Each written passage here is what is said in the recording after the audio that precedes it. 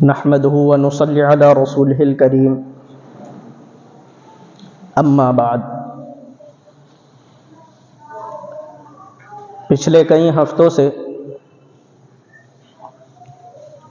قیامت کی نشانیوں کے بارے میں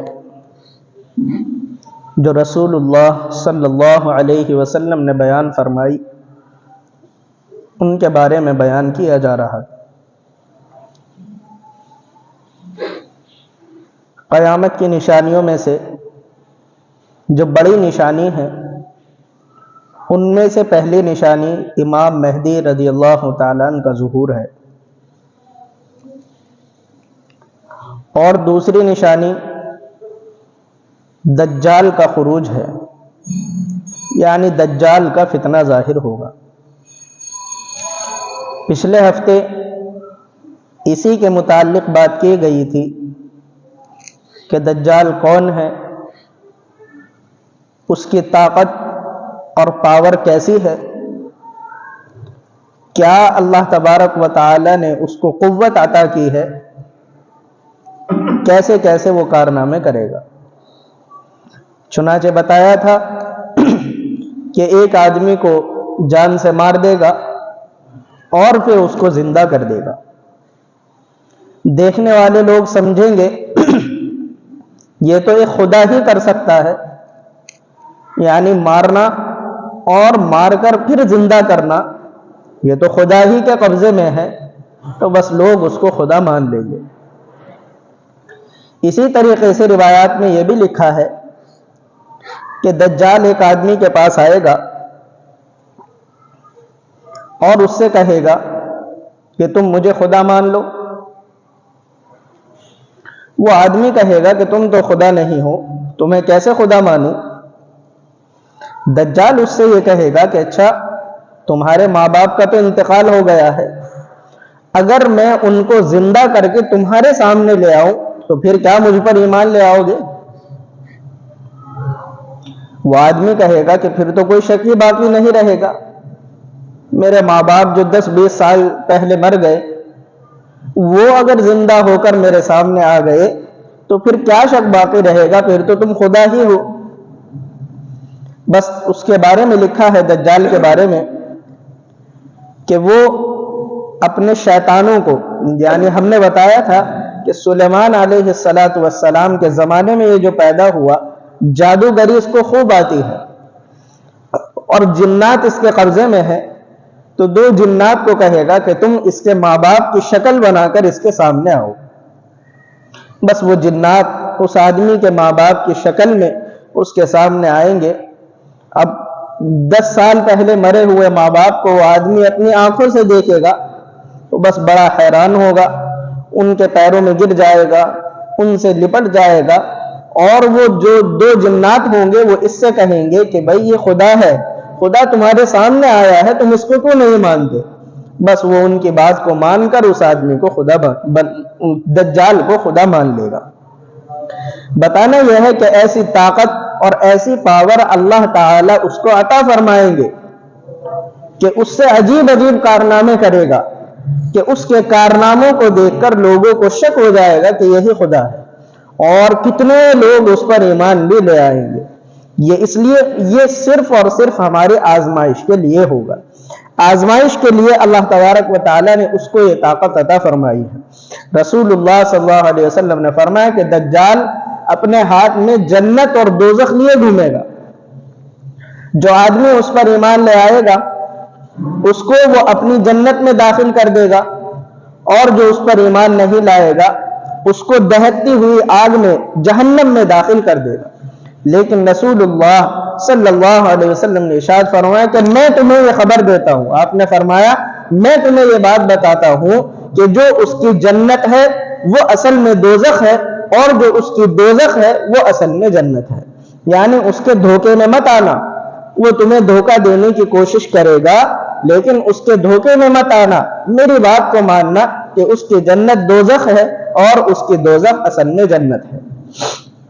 یہ ایسی طاقتیں اللہ تعالیٰ اپنے فضل سے، اپنے قدرت سے اس کو عطا فرمائیں گے تاکہ وہ لوگوں کے لیے آزمائش بنے، جو اس آزمائش میں کھرا اتر گیا اور جس کا ایمان باقی رہا تو پھر وہ اللہ تبارک و تعالیٰ کی نظر میں مقبول بندہ، اور جس کا ایمان ڈگمگا گیا اور وہ دجال کے فتنے میں پھنس گیا تو پھر اس کا ایمان اللہ کے یہاں مقبول نہیں ہوگا۔ اب ایک اہم بات یہ ہے کہ دجال کے بارے میں تو کچھ باتیں بیان کی گئی پچھلے ہفتے، کچھ باتیں اب بیان کی گئی۔ دجال کے فتنے میں کون لوگ مبتلا ہوں گے اور کون لوگ اس سے بچ پائیں گے، یہ اہم بات ہے۔ دجال جو اپنا کام کرے گا، لوگوں کو بہکانے کی کوشش کرے گا، دجال کے بہکانے سے کون لوگ بہک جائیں گے اور دجال کے بہکاوے میں کون لوگ نہیں آئیں گے، یہ بھی روایات سے معلوم ہوتا ہے۔ اور یہ بات اس لیے تاکہ ہم اپنے اندر وہ کوالٹی اور صفت پیدا کرنے کی کوشش کریں جو رسول اللہ صلی اللہ علیہ وسلم نے ان لوگوں کی بتائی کہ جو دجال کے فتنے میں مبتلا نہیں ہوں گے اور دجال کے بہکاوے میں نہیں آئیں گے، اور ان صفات کو اپنے اندر سے نکالیں اور ان عادتوں کو اپنے اندر سے نکالیں جن کے بارے میں رسول اللہ صلی اللہ علیہ وسلم نے ارشاد فرمایا کہ یہ لوگ دجال کے فتنے میں مبتلا ہو جائیں گے۔ تو پہلے وہ ان لوگوں کے بارے میں بتایا جائے گا کہ جو لوگ دجال کے فتنے میں مبتلا ہو جائیں گے اور دجال کے بہکاوے میں آ جائیں گے۔ ان میں سے نمبر ایک پر وہ آدمی ہے جو صرف نام کا مسلمان ہوگا اور عمل اس کی زندگی میں نہیں ہوگا۔ روایات سے بات معلوم ہوتی ہے کہ جو آدمی صرف اور صرف نام کا مسلمان ہو، کہنے کے لیے مسلمان ہے کہ ہاں میں مسلمان ہوں، میں ایک ایمان والے کے گھر میں پیدا ہو گیا، یا اپنے رسم و رواج ریتی رواج مسلمانوں کے مطابق وہ کرتا ہو، باقی اس کی زندگی میں ایمانی کوئی عمل نہ ہو، نہ اس کا جسم دین کے مطابق ہو، نہ اس کے کپڑے دین کے مطابق ہو، نہ اس کے گھریلو زندگی دین کے مطابق ہو، نہ معاشرے کی زندگی دین کے مطابق ہو، بس نام کا مسلمان ہے، زندگی میں کہیں بھی اس کے ایمان نہیں ہے۔ رسول اللہ صلی اللہ علیہ وسلم نے ارشاد فرمایا کہ ایسا آدمی سب سے پہلے دجال پر ایمان لائے گا۔ یعنی جب وہ ایمان والا ہی نہیں ہے، ایمان والا ہونے کا مطلب تو یہی ہے نا کہ ایمان کے تقاضوں پر عمل کیا جائے۔ جب وہ اپنی مرضی کی زندگی گزار رہا ہے تو وہ آدمی دجال کے فتنے میں سب سے پہلے مبتلا ہوگا۔ اور فرمایا کہ وہ آدمی جس کو دین کی باتوں پر اعتراض ہو، دین کے بارے میں شک و شبہ ہو اور دین اسے پسند نہ ہو، خواہ بس 5 وقت میں نماز پڑھو، اوپر نیچے ہوتے رہو، یہ بھی کوئی بات ہے؟ خواہ بس داڑھی رکھو، یہ کیا داڑھی رکھنے سے کون سا ایمان بنتا ہے؟ یہ دین کی باتوں میں جس آدمی کو شک ہو، ایسے آدمی بھی رسول اللہ صلی اللہ علیہ وسلم نے ارشاد فرمایا کہ ایسا آدمی بھی دجال کے فتنے میں سب سے پہلے مبتلا ہوگا۔ اور فرمایا وہ آدمی جو جھوٹا ہوگا، جھوٹا آدمی بھی سب سے پہلے دجال کے فتنے میں مبتلا ہوگا۔ یعنی جس کی زبان سے جھوٹ ہی جھوٹ نکلتا ہو، جھوٹ اس کو پسند ہو، اس کا اوڑھنا بچھونا ہی جھوٹ ہو، جھوٹ پر ہی اس کی زندگی گزر رہی ہو، جھوٹوں کو وہ پسند کرتا ہو، خود بھی جھوٹ بولتا ہو، جو جھوٹ بولتے ہیں ان کو بھی پسند کرتا ہو، تو ایسا جھوٹا آدمی دجال کے فتنے میں مبتلا ہو جائے گا۔ کیوں؟ دجال جو لفظ ہے دجال کے معنی کیا ہے؟ دجال بنا ہے دجل سے، دجل، اور دجل یہ عربی زبان کا لفظ ہے، اس کے معنی ہوتے ہیں جھوٹا۔ اور دجال کے معنی ہے سب سے بڑا جھوٹا، یعنی ایک تو دجل ہے، دجل کے معنی تو ہے جھوٹا، اور دجال کے معنی ہے بہت بڑا جھوٹا، بہت بڑا جھوٹا۔ تو دجال چونکہ بہت بڑا جھوٹا ہے، اب جو آدمی جھوٹ بولنے والا ہے، جھوٹ ہی کو پسند کرتا ہے، جھوٹ ہی میں اس کو مزہ آتا ہے، بڑے شوق کے ساتھ جھوٹ بولتا ہے، جھوٹ بول کر خوش ہوتا ہے اور جھوٹے ہی لوگوں کو پسند کرتا ہے، تو دجال جب آئے گا، یہ دھوکے باز، یہ جھوٹ بولنے والا آدمی جب اپنے سے بڑے دھوکے باز کو دیکھے گا، اپنے سے بڑے جھوٹے کو دیکھے گا، تو بس بڑا خوش ہوگا کہ یہ کتنا اچھا آدمی ہے، اور یہ جھوٹ بولنے والا دجال کے فتنے میں مبتلا ہو جائے گا۔ اس لیے علماء نے لکھا ہے کہ اپنی زندگی سے جھوٹ بولنا یہ گناہ ہے، اس کا گناہ ملے گا، لیکن جھوٹ بولنے کی دوسری سزا یہ بھی ہے کہ جھوٹ بولنے والا آدمی دجال کے فتنے میں مبتلا ہوگا۔ جھوٹ بولنا ویسے بھی گناہ ہے، اس سے بچنا چاہیے، لیکن اس نیت سے بھی کہ اگر جھوٹ بولیں گے اور ہماری زندگی میں اگر جھوٹ ہوگا تو پھر دجال کے فتنے سے نہیں بچ پائیں گے، اس لیے بھی جھوٹ سے آدمی کو دور رہنا چاہیے۔ ایک اور اہم بات جو روایات سے اور علماء کی کتابوں سے، ان کے بیانات سے معلوم ہوتی ہے کہ ایسا آدمی بھی دجال کے فتنے میں مبتلا ہوگا جس کو عیش و عشرت کی زندگی گزارنے کی عادت پڑ گئی ہوگی، ایسا آدمی بھی دجال کے فتنے میں مبتلا ہوگا۔ آرام، سکون، اطمینان کی زندگی، لگژری لائف گزارنے کی اس کو عادت ہوگی، عیش و عشرت بھری زندگی، عیاشیوں کی اس کو عادت پڑ گئی ہوگی، ایسا آدمی بھی دجال کے فتنے میں مبتلا ہوگا۔ یعنی ایسا آدمی جس کو آرام پرستی اس کی طبیعت میں پڑ گئی ہوگی، آرام کہ بس آرام ملے، آرام ملے، آرام ملے، ایسے آرام والی زندگی گزارنے والا آدمی بھی دجال کے فتنے میں مبتلا ہوگا۔ کیوں مبتلا ہوگا؟ علماء نے لکھا ہے کہ اس لیے کہ آج کل ٹیکنالوجی کا دور ہے۔ اب آپ دیکھیے کہ پہلے زمانے میں گرمی لگتی تھی تو پہلے تو پنکھوں کا کوئی انتظام تھا یا نہیں تھا، لیکن پھر ہاتھ کے پنکھے آئے تو آدمی کو محنت کرنی پڑتی تھی۔ پھر وہ چھت والے پنکھے آئے تو آدمی کو کم سے کم اتنا تو کرنا پڑتا تھا کہ بٹن دبانے کے لیے وہاں بٹن کے پاس جانا پڑتا اور اٹھ کر جانا پڑتا تھا۔ اب تو ایسے دور آ گیا کہ آپ کو بستر پر لیٹے ہیں، اٹھ کر جانے کی بھی ضرورت نہیں، بس بٹن دبائیں، ریموٹ کے بٹن سے پنکھا چلتا ہے، ریموٹ کے بٹن سے اے سی چل رہے ہیں۔ اور آگے کا جو دور ہے وہ تو سینسر کا دور ہے۔ اب بھی یہ چیزیں آ گئی ہیں، ایک ٹنکی آپ کو کھولنی ہے تو کھولنے کی ضرورت نہیں، آپ ہاتھ نیچے کریں بس ٹنکی خود بخود چل جائے گی۔ سینسرز کا دور ہے، کچھ کرنے کی ضرورت نہیں، آرام پسند انسان کو بنایا جا رہا ہے، عیش و عشرت پسند۔ یہ عیش و عشرت اتنی خطرناک بیماری ہے، یہ نسلوں تک کو تباہ کرتی ہے۔ عیش و عشرت یعنی عیش و عشرت کا مطلب سمجھ رہے ہیں نا؟ عیش و عشرت کا مطلب یہ ہے کہ بس پڑھ کر کھانا، سکون سے کھانا، کچھ کرنا نہ پڑے، اطمینان سے کھائے، بس یہ عیش و عشرت کی زندگی۔ اور یہ عیش پرستی انسان کی نسلوں تک کو تباہ کرتی ہے۔ اس کا ثبوت تاریخ میں موجود ہے، ایسے ہی نہیں بات کہی جا رہی، ثبوت تاریخ میں موجود ہے۔ مغل دور ہندوستان میں کتنے سال رہا ہے؟ کتنے سال؟ 700-800 سال مغلوں نے حکومت کی ہے، لیکن جو مغلوں کی حکومت گئی وہ اسی عیش پرستی کی وجہ سے گئی ہے، عیش پرستی کی وجہ سے، عیاشیوں کی وجہ سے ہی مغلوں کی حکومت گئی۔ تاریخ میں یہ بات لکھی ہے،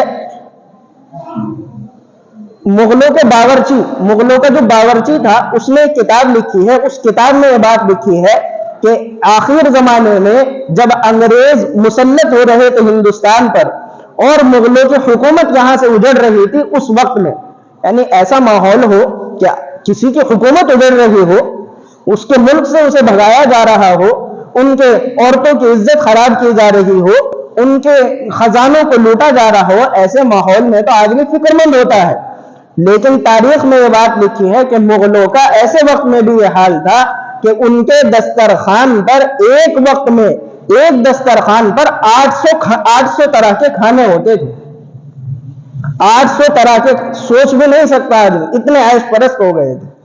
اور لکھا ہے کہ جب انگریز ان کو کسی ملک سے بھگاتے تھے، کہیں سے بھگا دیا، یہاں سے بھگا دیا، تو وہ جو ان کے راجا مہاراجا ہوتے تھے، جو ان کے نواب وغیرہ ہوتے تھے، تو ان کے گویے اپنے ساتھ رکھتے تھے اور ان کے باورچی ان کے ساتھ ہوتے تھے، خادم ان کے ساتھ ہوتے تھے۔ تاریخ میں لکھا ہے کہ جب انگریز انہیں بھگاتے تھے، انہیں مارتے پیٹتے تھے، تو انہیں اس بات کی فکر نہیں ہوتی تھی کہ انگریزوں سے کیسے لڑا جائے، انہیں اس بات کی فکر نہیں ہوتی تھی کہ انگریزوں سے اپنے آپ کو کیسے بچایا جائے، انہیں فکر اس بات کی ہوتی تھی کہ ہمارا گویہ کہاں ہے، گانے والا کہاں ہے، ہمارا باورچی کہاں ہے، تاکہ ہم یہاں سے بھاگ کر جائیں تو گویے ساتھ ہو، وہاں جا کر بھی گانے سنیں۔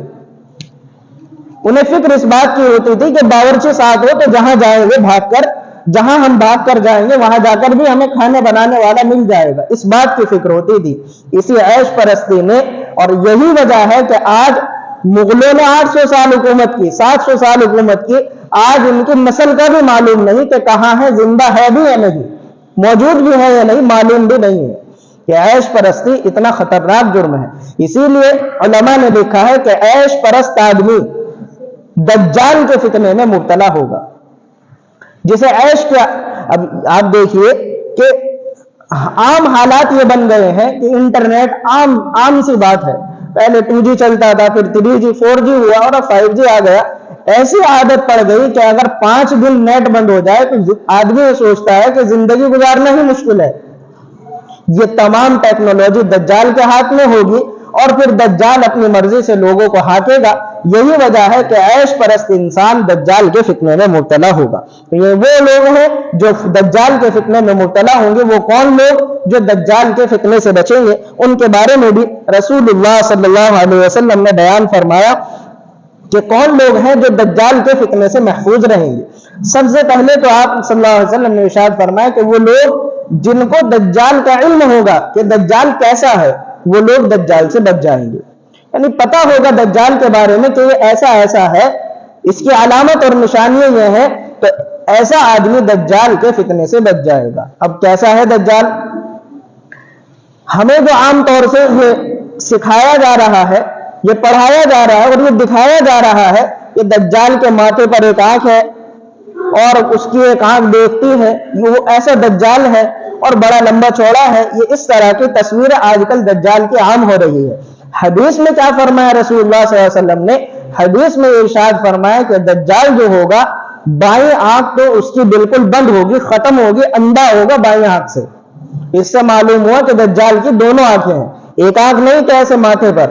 دجال کی جو بائیں آنکھ ہوگی وہ تو بالکل بند، اندھا ہوگا بائیں آنکھ سے.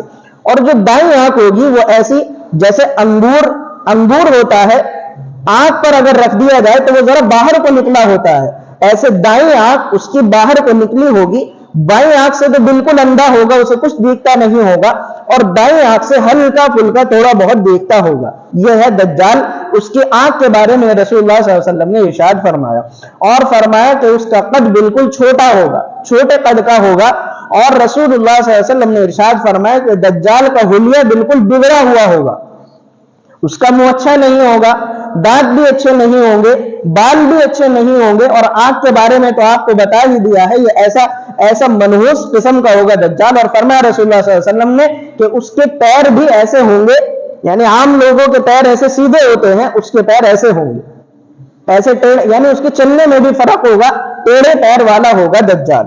یہ باتیں رسول اللہ صلی اللہ علیہ وسلم نے ارشاد فرمایا. اور فرمایا کہ وہ آدمی دجال کے فتنے سے بچ سکتا ہے جس کو دجال کے بارے میں کچھ علم ہو کہ کیسا ہے دجال. اگر پتہ نہیں تو پھر آدمی تو اسی کے نقش قدم پر چلے گا اور اس کو خدا مان لے گا. اور فرمایا کہ حدیث میں کہ دجال ایسا ہوگا کہ اس کے ماتھے پر کاف فا را لکھا ہوا ہوگا. کاف فا را یعنی کافر اس کے ماتھے پر لکھا ہوگا.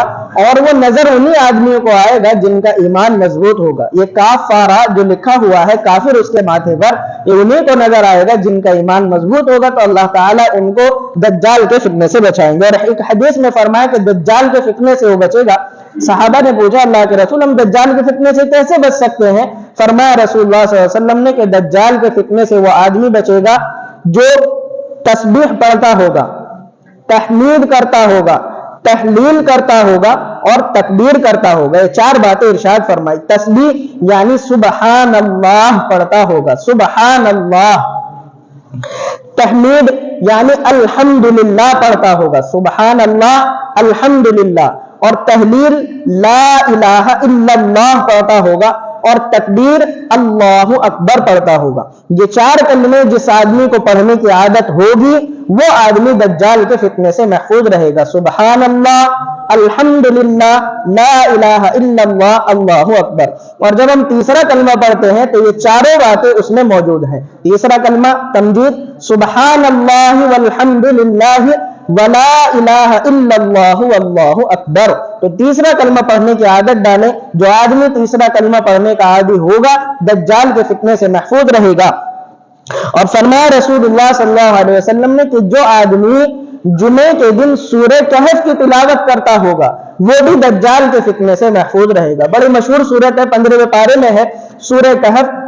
رسول اللہ صلی اللہ علیہ وسلم نے ارشاد فرمایا کہ جو دجال کے فتنے سے بچنا چاہتا ہے اسے چاہیے کہ جمعے کے دن سورہ کہف کی تلاوت کرے. آدھے پارے کی سورت ہے. حفظ یاد کر لی جائے تو بھی کوئی مشکل کام نہیں. باقی یہ کہ اگر ناظرہ پڑھ لی جائے تو بہت آسان ہے سورہ کہف. اور ایک حدیث میں صلی اللہ علیہ وسلم نے ارشاد فرمایا کہ جس آدمی نے سورہ کہف کی شروع کی 10 آیتوں کو حفظ کر لیا، سورہ کہف کی شروع کی 10 آیتیں اپنے سینے میں محفوظ کر لی، اور ایک حدیث میں فرمایا کہ آخر کی 10 آیتیں اپنے سینے میں محفوظ کر لی، تو وہ آدمی دجال کے فتنے سے محفوظ رہے گا. ایک حدیث میں شروع کی 10 آیتیں، ایک حدیث میں آخر کی 10 آیتیں، 20 آیتیں اگر یاد کر لیں تو کوئی مشکل کام نہیں. اس لیے دجال کے فتنے سے اگر بچنا ہے تو یہ کام جو بتائے گئے، سبحان اللہ والحمد للہ ولا الہ الا اللہ واللہ اکبر، اور سورہ کہف کی تلاوت، اور اپنے جو ایمان کی مضبوطی، اعمال کی درستگی، اگر دجال کے فتنے سے بچنا ہے تو یہ کام کرنے. اللہ تبارک و تعالی ہم سب کو عمل کی توفیق عطا فرمائے.